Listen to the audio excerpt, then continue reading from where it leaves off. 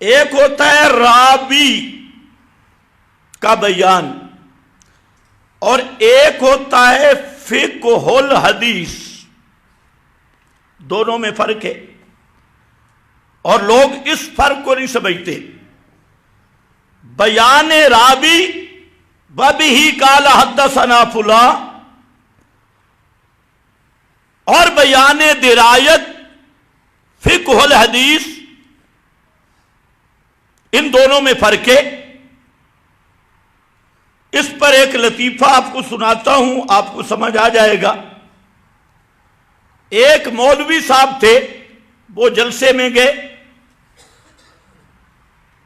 پیچھے سے خبر پھیل گئی کہ مولوی صاحب شہید ہو گئے ہیں۔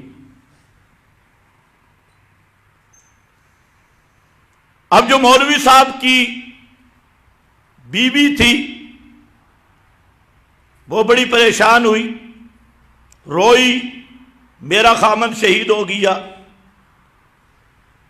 مولوی صاحب جب اسٹیشن پہ پہنچے تو اس کو ایک آدمی نے کہا کہ آدمی بڑا صوفی تھا، اس نے کہا بھئی آج میں نے تیری بیوی کے منہ سے سنا ہے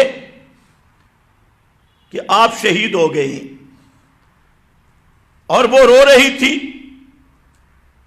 وہ مولوی صاحب بھی دھاڑ دھاڑ کر کے رونے لگ گئے۔ کسی نے کہا مولوی صاحب تو کیوں روتا ہے؟ کہتے ہیں میں شہید ہو گیا ہوں۔ انہوں نے کہا بھئی تو بیٹھا ہے، شہید کیسے ہوا ہے؟ لگتا ہے کوئی للڑی تھا۔ کہتے ہیں میں بیٹھا تو ہوں، یہ بات ٹھیک ہے، لیکن میں اپنی بیوی کو جانتا ہوں، اس نے ساری زندگی جھوٹ کبھی نہیں بولا، اور یہ جو صوفی میرے پاس روایت لایا ہے اس کو بھی میں جانتا ہوں، 50-60 سال سے یہ رات کو مصلے پہ ہوتا ہے، دن کو روزہ رکھتا ہے، اس نے بھی کبھی جھوٹ نہیں بولا۔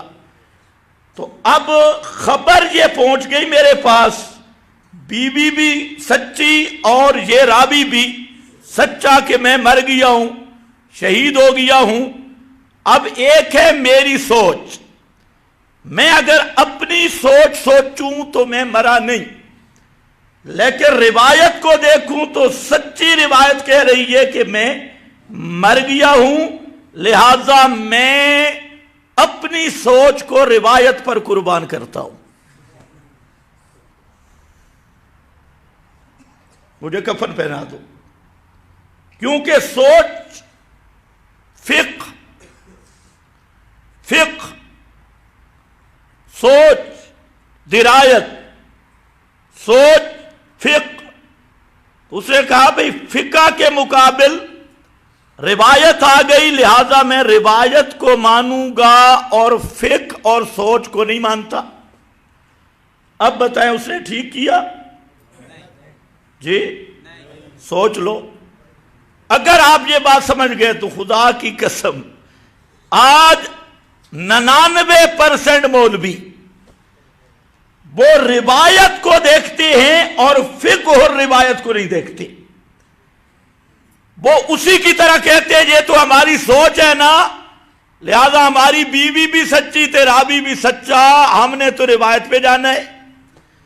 اور اکثر دین کی تباہی اسی وجہ سے ہوئی کہ جب ان کو کہا جاتا ہے خدا کے بندے قرآن موجود ہے اور قرآن متواتر قطعی ہے، اس کا ہر لفظ ہر کلمہ متواتر موجود ہے اور نری سچی کتاب ہے، تو قرآن کو امام بناؤ، راویوں کی روایتوں کو قرآن کے تابع کر کے مانو۔ تو آگے سے کیا کہتی ہیں؟ اچھا یہ تو منکر حدیث ہے، جس طرح وہ مولوی بیچارہ اسٹیشن پہ شہید ہوا، بھئی یہ منکر روایت ہے۔ بھائی راوی سچا بھی ہو تو اسے غلطی نہیں لگ سکتی؟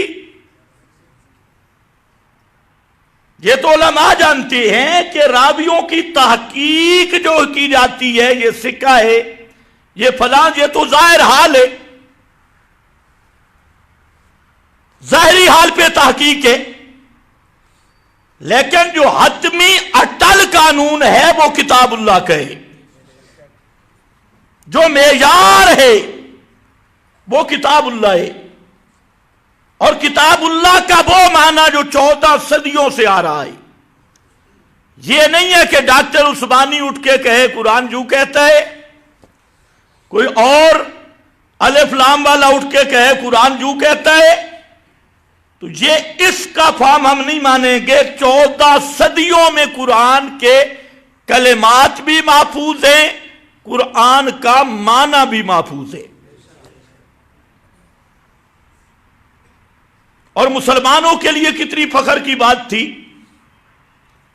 کہ ہمارے پاس ایک ایسا آئینہ، ایسا ترازو، ایسی کسوٹی موجود ہے کہ آج 14ویں صدی میں 1400 سال گزر جانے کے بعد وہ ترازو اپنی حالت پہ ہے، جس کو بھی تولنا ہے ابھی اس ترازو پہ رکھو تو دودھ کا دودھ اور پانی کا پانی سامنے آ جائے گا،